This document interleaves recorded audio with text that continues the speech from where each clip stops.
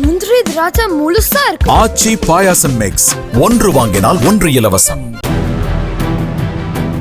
இயற்கை விவசாயம் செய்வதற்காகவே கோவையில் கடந்த ஜூலையில் தாம் நிலம் வாங்கியதாகவும், சேமிப்பு மற்றும் வங்கிக் கடன் மூலம் சட்டப்பூர்வமாக அந்நிலம் வாங்கப்பட்டதாகவும் அண்ணாமலை விளக்கம் அளித்துள்ளார். 85 கோடி ரூபாய் மதிப்புடைய நிலத்தை அண்ணாமலை 4.5 கோடி ரூபாய்க்கு வாங்கியுள்ளதாக புகார் எழுந்தது. இதுகுறித்து அவர் வெளியிட்டுள்ள அறிக்கையில், கடன் பெற்று நிலம் வாங்கியதால் கடந்த 2 மாதங்களாக வங்கிக்கு வட்டி செலுத்தி வருவதாகவும், தனது மனைவிக்குத்தான் அதிகாரம் கொடுத்துள்ளதால் நிலத்தை பதிவு செய்ய தாம் நேரில் செல்லவில்லை என்றும் விளக்கம் அளித்துள்ளார். நிலத்தை பதிவு செய்ய தமிழக அரசுக்கு கட்டணமாக 40,51,000 ரூபாய் செலுத்தியுள்ளதாகவும் அண்ணாமலை குறிப்பிட்டார்.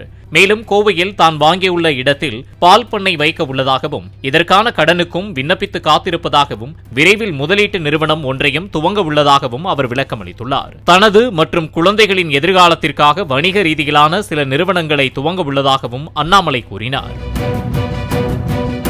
முந்திரி திராட்சை முழுசா இருக்கு. ஆச்சி பாயாசம் மிக்ஸ், ஒன்று வாங்கினால் ஒன்று இலவசம். பிளே ஸ்டோர் மற்றும் ஆப் ஸ்டோரில் இருந்து பாலிமர் செயலியை QR கோடு மூலம் பதிவிறக்கம் செய்யுங்கள். செய்திகளை உடனுக்குடன் பெறுங்கள்.